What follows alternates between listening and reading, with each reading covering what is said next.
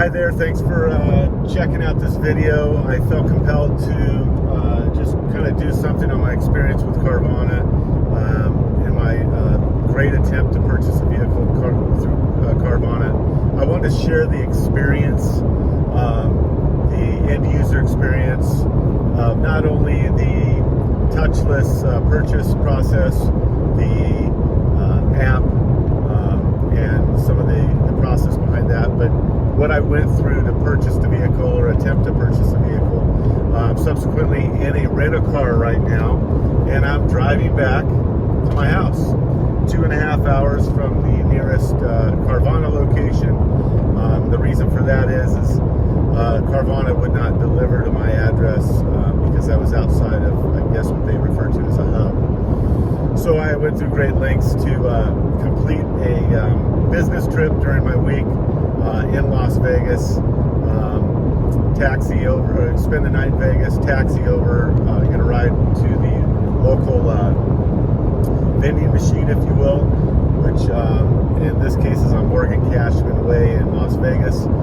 That's the location that I was told is closest to my home for taking delivery of my Prius that I intended to buy. During the process of the purchase, I chose to go through my own third-party lender and got a better interest rate on a used vehicle. So that was the process started about 3 weeks ago. About a week and a half ago, Carvana received payment from my lender for the vehicle, and it wasn't until today that I went to pick it up. That was just because of my schedule with work and the fact it was so far away. In the process, through the app, there's some gaps in what you would experience in comparison to going to a dealership and buying a vehicle. So I had many questions that seemed to be unanswered in the app. So I had to make several phone calls, probably spent more time in the 800 number than I did actually in the application, just trying to get answers. A couple things that you'll experience. The app sends you get a lot of automated messages that come via text referring to whatever you processed or what's outstanding in the app or the purchase process. A lot of that's confusing, and specifically when you get to the delivery date and time and location, you're going to set it in the app, and then you're going to get text messages. In my case, I got text messages that were different than what was reflected in the app, specifically date and time. So I would call, and in one case, I called the 800 number, got somebody on the phone, and they gave me the date and time, which was different than what showed in the app. It was different by a day. So, obviously having to set up travel plans to get my car because they can't deliver it, that's a problem. I waited 10 minutes, I called back again on that particular day, and I got a completely different date and time from the person on that line. And from recollection, they referred back to the time and date that was reflected in the app. So within 10 minutes, I'm getting conflicting information from human beings on the phone. So let's fast forward.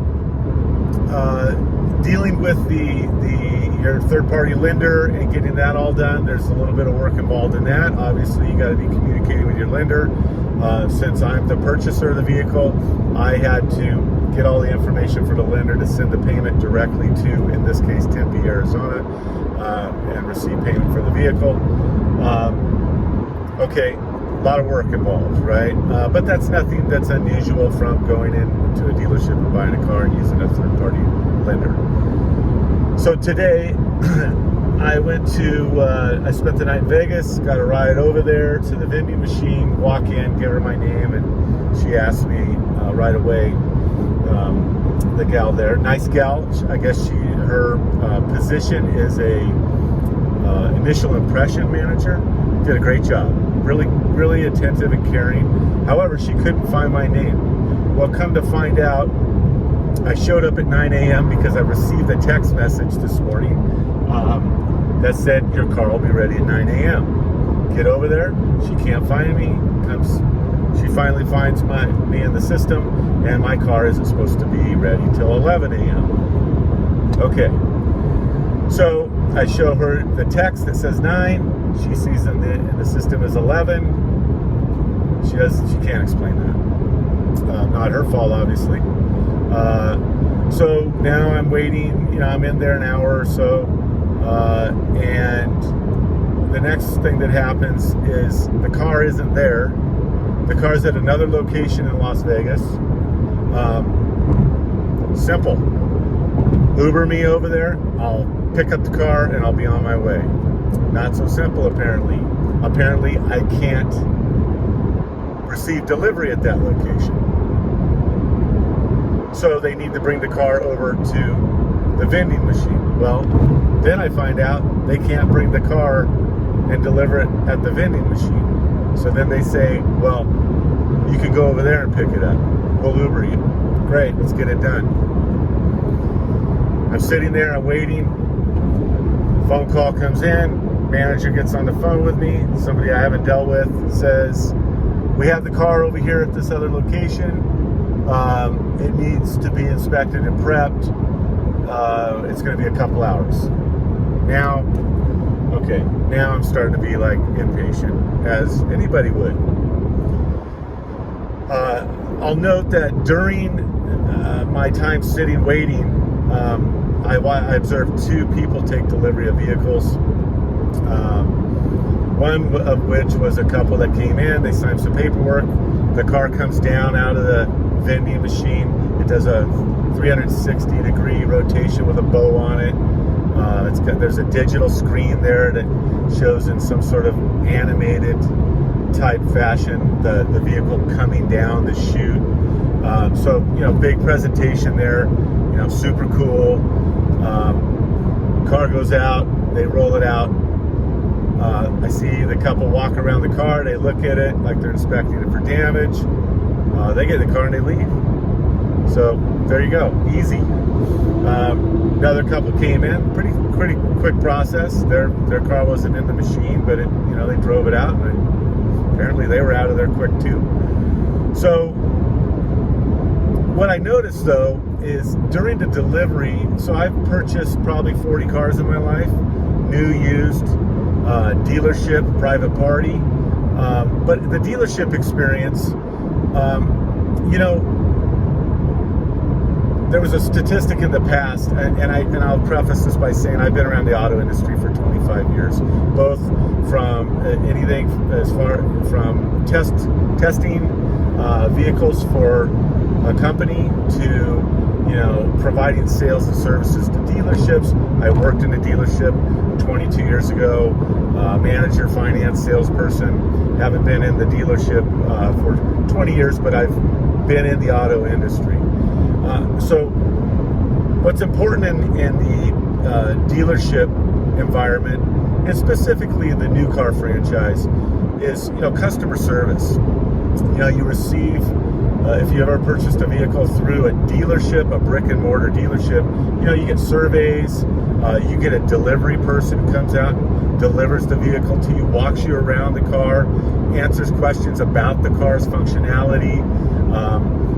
Specifically if it's a new car, they're trained on all the models of that new car, and they can answer questions.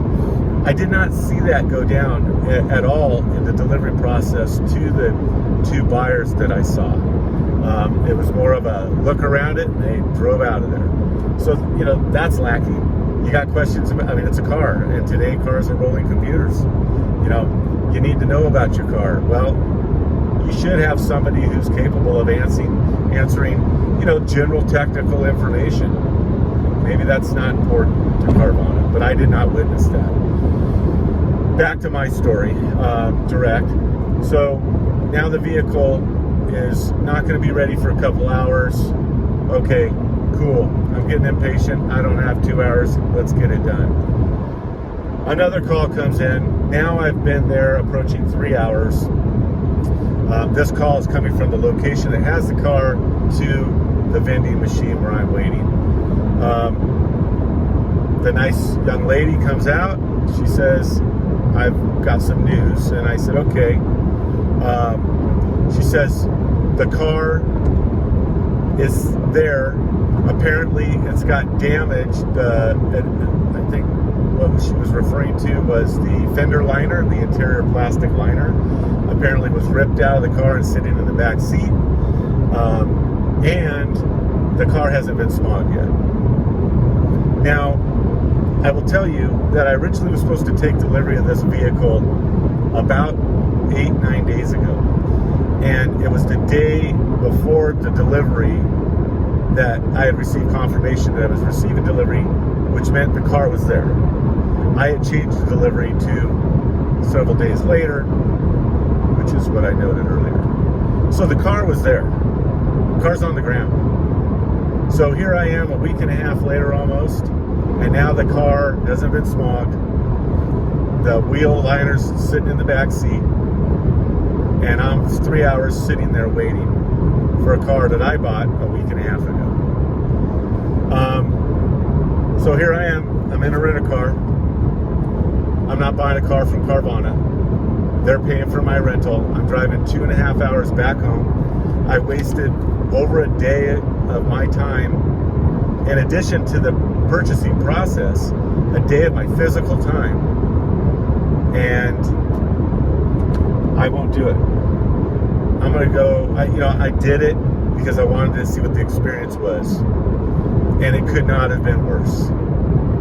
Now, granted, you can walk in, get delivery like I saw, but I'm going to tell you what, I think when you spend the amount of money that you're spending today for a car, especially in my case, I was spending 20 grand for a 2015 Prius, but that's the market these days.